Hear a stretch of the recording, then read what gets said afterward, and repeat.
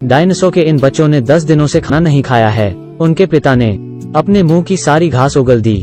Baby dinosaur खाने के लिए प्रतिस्पर्धा करते हैं। वो नहीं जानते थे कि वो उन्हें दोबारा कब खिलाएगा। केवल स्वस्थ डायनासोर ही पूरा भोजन कर सकते हैं। पैची को लात मारी जाती है। वो छोटा था, भोजन के लिए भाइयों के साथ प्रतिस्पर्धा नहीं कर सका। पैची ने घोंसले से बाहर निकलने की पूरी कोशिश की, उस घास को खाने के लिए जिसे पिताजी ने गिराया था। उसके सामने की नन्ही चिड़िया निश्चित रूप से उसे धमकी नहीं दे सकती। जब वह खुशी से खा रहा था, एक ट्रूडन अचानक दिखाई दिया। पैची को उस समय इस बात का अंदाजा भी नहीं था कि वो खतरे में है। ट्रूडन ने एक ही काटने के साथ पैची को आकाश में उठा लिया। वो इस बार किसी और का खाना बनने वाला था। पैची अपने पिता से मदद के लिए चिल्लाया, लेकिन यह ट्रूडन इतनी तेजी से भागा। अचानक एक 200 टन का डायनासोर दिखाई दिया। उसकी काया को देखते हुए वो पैची का पिता होना चाहिए। ट्रूडन को अपनी जान बचाने के लिए पैची को फेंकना पड़ा। पैची को एक झाड़ी में फेंक दिया गया। इसका कान भी बड़े छेद से काट लिया गया था। उसने केवल कुछ कदम उठाए, फिर उसे भोजन करने वाले 3 डायनासोर मिले। इसकी उपस्थिति ने उनका भोजन बर्बाद कर दिया।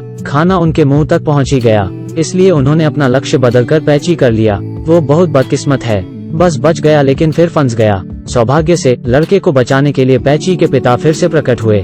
डायनासोर के बच्चे बड़े हो रहे थे। पिताजी उन्हें अपना खाना बनाना सिखा रहे थे। पैची के भाई ने पेड़ को लगभग गिरा दिया।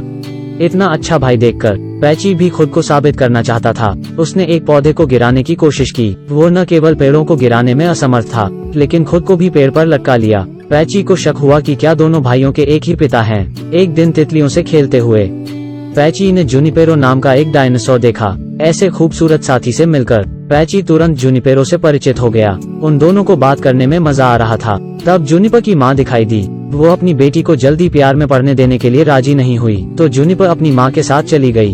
तभी से पैची रोज यहाँ आ जाता है। उसने जुनिपर को फिर से देखने की उम्मीद की, लेकिन एक कौवा दिखाई दिया और पैची से कहा कि गर्मी लगभग खत्म हो चुकी है। वो सभी दक्षिण में चले गए हैं। सर्दियों में भोजन दुर्लभ है, इसलिए उन्हें दक्षिण की ओर जाना पड़ा। कई दिनों के बाद बादलों ने आसमान को ढक लिया। मौसम तेजी से बदला। गर्मी भीषण थी। बिजली अचानक एक बड़े पेड़ से टकरा गई और आग भड़क उठी। उनके पास आराम करने का समय नहीं था। सब भाग गए, लेकिन बाहर अत्याचारियों से घिरा हुआ था। यह 2 खोए हुए बच्चे कहाँ जाएं? कृपया कोई आए इन 2 खोए हुए बच्चों को बचाएं। टायरानोसोरस उन्हें खाने वाला था। वो अपने पिता के लिए चिल्लाते हुए भाग गए। सौभाग्य से वो छोटे थे, इसलिए वो दरार में छिप सकते थे, लेकिन टायरानोसोरस ने हार नहीं मानी। उसकी दृढ़ निगाहों को देखो। उसने इन दोनों बच्चों को खाने की ठानी। पैची के पिता अत्याचारी को भगाने के लिए दौड़ पड़े। हालांकि यह मामूली चोट थी। टायरानोसोर अभी भी उनके प्राकृतिक दुश्मन थे। पैची बंधुओं ने यह दृश्य देखा। अगले दिन आग बुझ गई। स्कॉलर और पैची अपने पिता को खोजने के लिए दौड़े, लेकिन वो कहीं नहीं मिले। जीवित रहने में सक्षम होने के लिए उन्हें समूह के साथ अपनी यात्रा जारी रखनी थी। इधर पैची फिर से जुनिपर से मिला, वो व्यक्ति जिसे वो पसंद करता था। इस संयोग ने पैची को यात्रा के लिए बहुत उत्साहित किया, लेकिन खतरा फिर आ गया। इस हरे रंग के डायनासोर का वजन लगभग 2 टन था। उसके लिए आसमान में उड़ते हुए डायनासोर का मांस खाना भी हुआ आसान है। वो पैची के साथ डायनासोर के समूह के लिए लक्ष्य बना रहे थे। हरे डायनासोर की एक विशिष्ट शिकार योजना थी। इस स्टेपी पर उसने जो कुछ भी देखा वही उनका भोजन होगा। उसने इन थके हुए शिकार का जमकर पीछा किया और उन्हें डरा दिया। उस समय हरे रंग के डायनासोर ने कमजोर लोगों को झुंड से बाहर निकाल दिया। यह उनकी शिकार योजना थी। स्कॉलर, पैची, जुनिपर भी उनमें से थे। हंगामे के दौरान जुनिपर फिसलकर नदी में गिर गई। जान बचाने के लिए स्कॉलर और पैची नीचे कूद पड़े। बाद में वो एक रेतीले तट पर रेंगते रहे। पैची ने कुछ देखा। कई डायनासोर आ रहे थे। अगर आप बारीकी से देखें तो वो एडमोटोसोरस हैं, एक शाकाहारी। तो वो डायनासोर के इस झुंड में शामिल हो गए। रात में पैची और जुनिपर बात करने के लिए एक शांत जगह खोजना चाहते थे। तभी कुछ मुर्गे ने उन पर ध्यान दिया। सौभाग्य से वो सर्वाहारी थे। वो दांतहीन थे, यह साबित करने के लिए कि वो एक आदमी है। पैची ने मुर्गे की टांग पकड़ ली और मौत के डर से उसे भगा दिया। एक साथ काम करके वो आपदा से बच गए। यहाँ पैची और जुनिपर ने एक विशेष दृश्य देखा। रंगीन अरोरा। इतने तेजस्वी। अरोरा के नीचे उनके डायनासोर थे। झुंड खोजने के बाद डायनासोर द्वारा उनकी देखभाल की गई। समय गुजरता गया। जल्द ही यह फिर से गर्म होगा। डायनासोर फिर उत्तर की ओर चले गए। कुछ महीनों के बाद पैची भी वयस्क आकार में पहुंच गया। डायनासोर का नेता अब पहले जैसा नहीं रहा, इसलिए उन्हें एक नया नेता चुनने की जरूरत थी। स्कॉलर ने जिज्ञासावश कोशिश करने का फैसला किया। अपनी वर्तमान ताकत के साथ इसे कई बार मारा और इसने पुराने नेता को जीत लिया। फिर स्कॉलर नया नेता बन गया।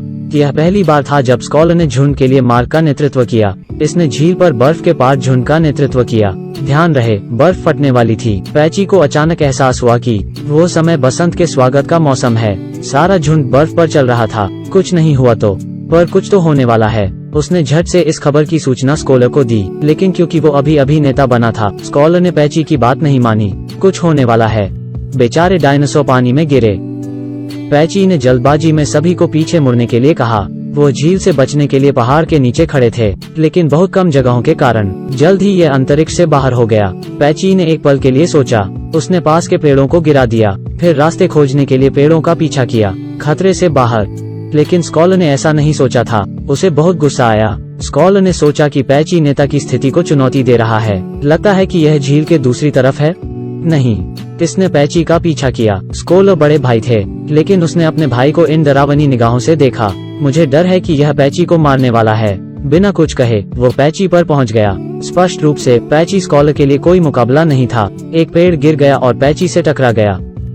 जूनिपर करीब आकर पूछना चाहती थी, लेकिन स्कॉलर ने उसे रोक दिया। जूनिपर ने कहा कि वो उसका भाई था। मेरा कोई भाई नहीं है। अंत में जूनिपर को बाहर कर दिया गया। पलक झपकते ही रात हो गई। मुर्गों ने पैची को देखा। शायद उनका जीवन यहीं समाप्त हो गया।